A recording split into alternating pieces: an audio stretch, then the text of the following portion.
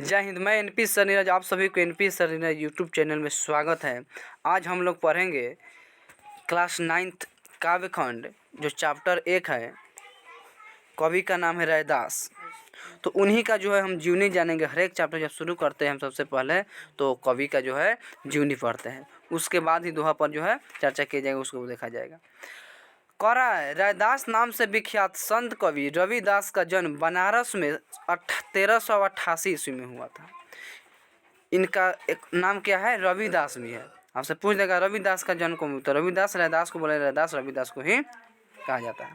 तो इनका जन्म जो होता है 1388 ईस्वी में बनारस में होता है, और निर्वारण बनारस में, यानी कि बनारस में ही इनका मृत्यु हो जाती है। कब? तो 1518 ईस्वी में।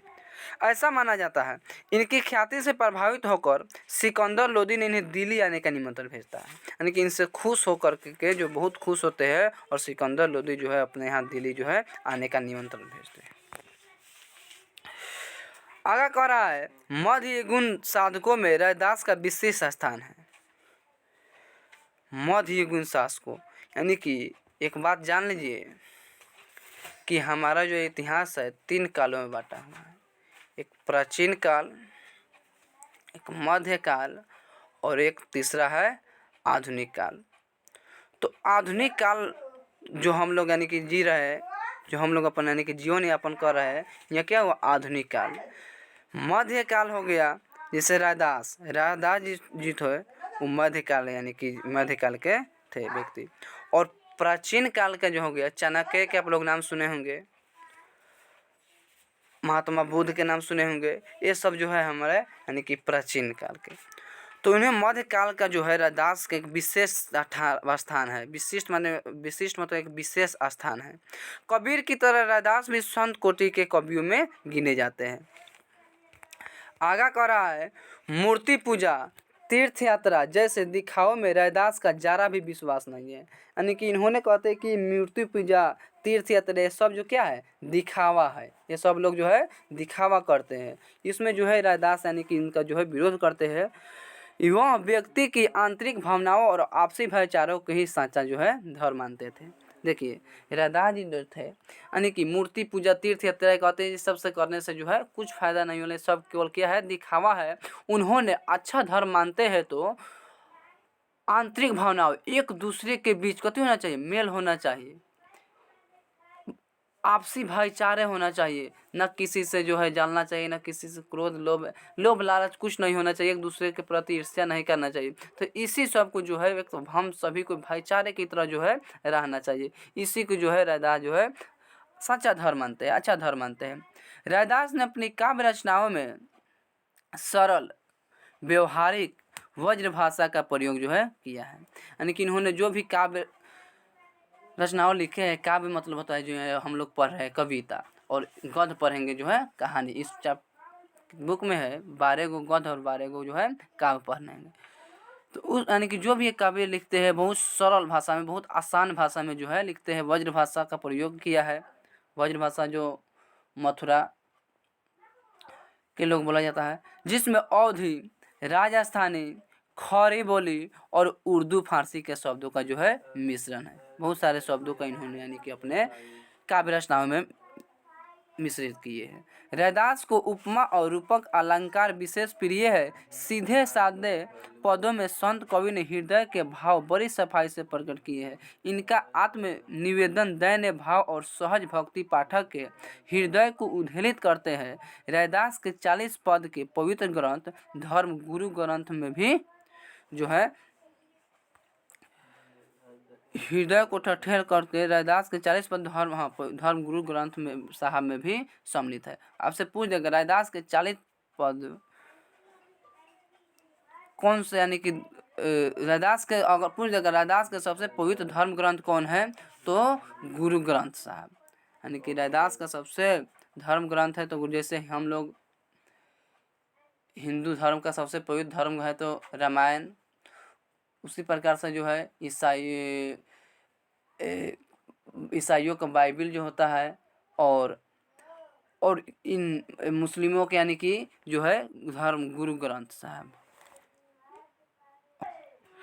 मुस्लिमों का जो है अगर धर्म ग्रंथ है तो कुरान है, उसी प्रकार सिखों का पवित्र धर्म ग्रंथ जो है गुरु ग्रंथ साहब। आपसे पूछ देगा सिखों के पवित्र धर्म ग्रंथ है कौन है, तो गुरु ग्रंथ साहब। हिंदू का जो है रामायण हम लोग जानते हैं, और ईसाइयों का जो है सिखों का बाइबिल। तो इस प्रकार से जो है तो ईसाइयों का बाइबिल, सिखों का जो है पवित्र धर्म ग्रंथ गुरु ग्रंथ साहब।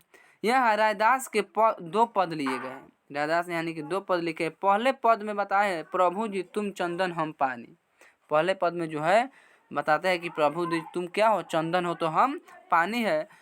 पानी में कवि अपने आराध्य को याद करते हुए उनसे अपनी तुलना करता है। उसका प्रभु बाहर कहीं किसी मंदिर या मस्जिद में नहीं बिचरता, बल्कि उसके अपने अंतसा में सदा विद्यमान रहती है। यहाँ यही नहीं, हर हाल में, हर काल में उससे श्रेष्ठ और सर्वगुण संपन्न है। इसलिए तो कवि को उन जैसा बनने की जो है प्रेरणा मिलती है। यानी कवि कहते हैं कि प्रभु जी तुम चंदन हो तो हम क्या हो, पानी हो। पानी है, जिस प्रकार से चंदन और पानी को मिला देने से तो हो जाता है।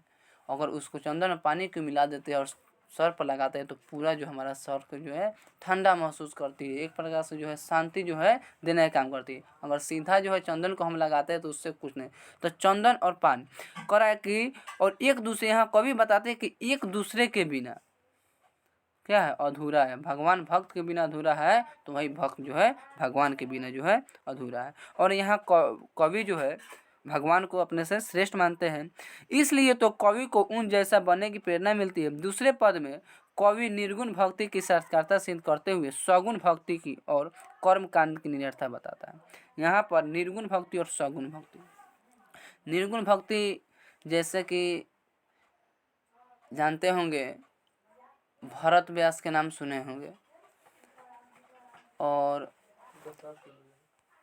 ये जो इस प्रकार से जो बहुत सारे, यानी कि पहले जो गवैया होते थे यानी कि वो निर्गुण गाते थे।